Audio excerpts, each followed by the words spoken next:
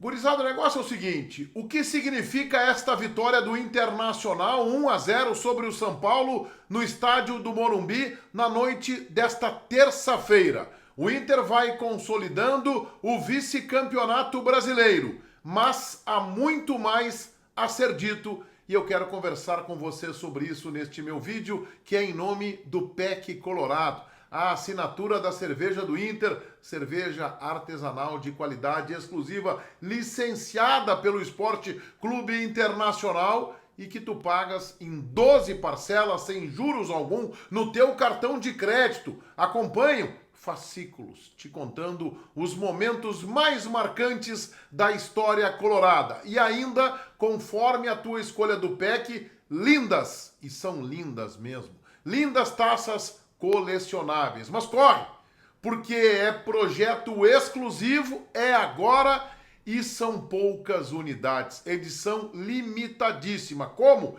Em peccolorado.com.br. Vai lá, garante o teu pack. É um baita projeto e também um baita presente de final de ano pro teu amigo, pro teu sogro, pro teu pai, pro teu irmão ou para o teu filho. Em nome de peccolorado.com.br, eu rodo a vinheta e na volta te falo o que significa este São Paulo 0, Internacional 1 no Morumbi. Talvez com um Moledo como novidade, por questão física, mercado preservado, um meio-campo que tinha Johnny e Depena como volantes, uma linha de 3 com o Maurício pela direita, Alan Patrick centralizado, Pedro Henrique como titular pela esquerda, Alemão na frente. Assim o Internacional começou o jogo contra um São Paulo desesperado pela vitória, com muitas reservas, também com alguns desfalques importantes, mas o São Paulo de Ceni que precisava dos 3 pontos para seguir na sua luta para tentar uma vaga, ainda que na fase de grupos da próxima Libertadores da América. E observem, a 14 minutos, o Alemão desperdiçou, ótima chance chutando pelo alto, o Pedro Henrique desperdiçou aos 35, parando numa ótima defesa do Felipe Alves, mas antes disso, numa jogada muito bem trabalhada, com a participação efetiva do meio-campo colorado, com o Alemão fazendo uma parede interessante, com o Pedro Henrique também na parede e dando assistência para Maurício concluir de forma certeira e colocando o Internacional em vantagem, e este foi o gol da vitória. E aí o Internacional faz o gol,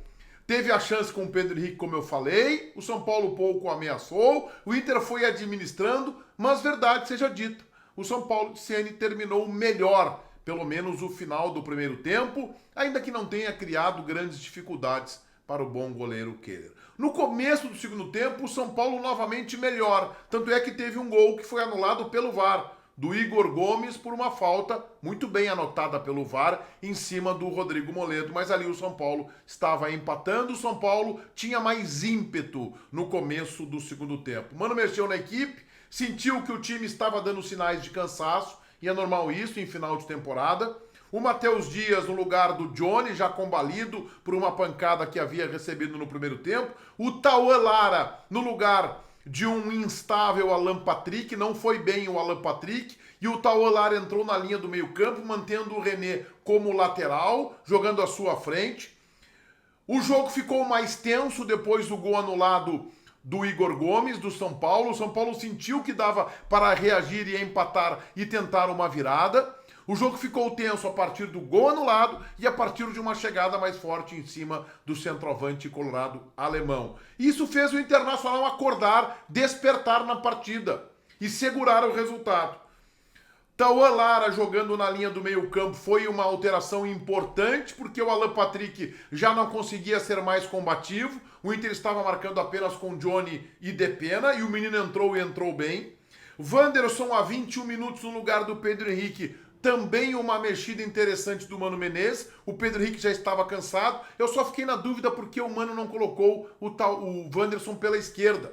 Porque àquela altura o São Paulo tinha como lateral direito o Marcos Guilherme, que a gente sabe não tem o cacuete da marcação. Como ele havia colocado o Tauan Lara, ele não poderia empilhar jogadores pela esquerda, e o São Paulo, àquela altura do jogo, com a entrada do Patrick, era um time torto, que atacava excessivamente pelo lado esquerdo. Talvez isso explique o Wanderson jogando pela direita para tentar também atrair um pouco a marcação para o seu lado. E assim o Internacional foi segurando o empate, foi amordaçando o jogo, jogando, como se diz nas competições de mata-mata, com o regulamento embaixo do braço.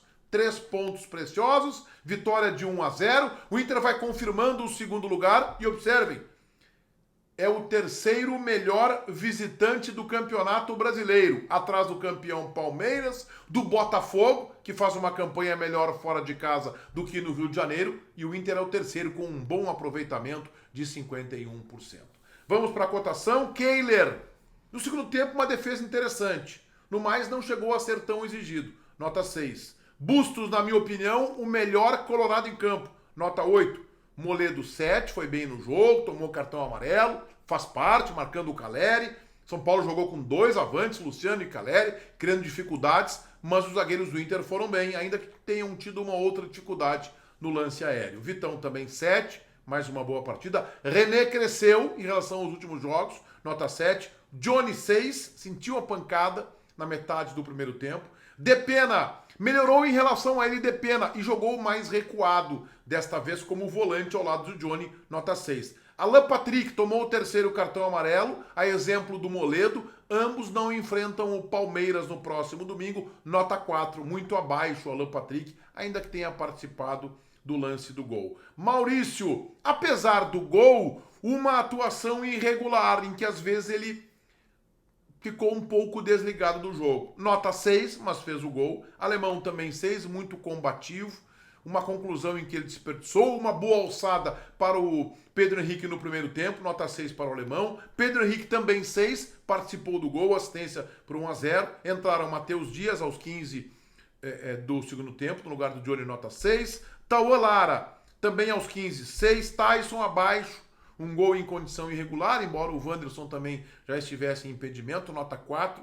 Brian Romero, muito abaixo, insuficiente para o Inter, nota 3. Wanderson, nota 5, impedido num lance em que o Inter poderia definir o jogo. Para Mano Menezes, fez as trocas certas, na hora certa, construiu uma vitória importante e vai consolidando o vice-campeonato brasileiro, nota 8. No domingo, o Inter fecha a participação na temporada contra o campeão Palmeiras, um jogo da dignidade. O Inter ainda joga por um empate para confirmar o vice-campeonato, que pode ser até alcançado antes. Se Corinthians e Fluminense empatarem, tropeçarem nesta rodada, o Inter confirma o vice-campeonato e jogará aí sim efetivamente pela dignidade. Mas é importante o confronto do atual campeão brasileiro contra o atual vice-campeão, lutando para se consolidar nesta posição e para ter uma premiação ao final do Campeonato Brasileiro acima de 42 milhões de reais. Uma posição digna, à altura do Internacional. O Inter mostra que tem grupo, que tem time e que tem um horizonte saudável para 2023,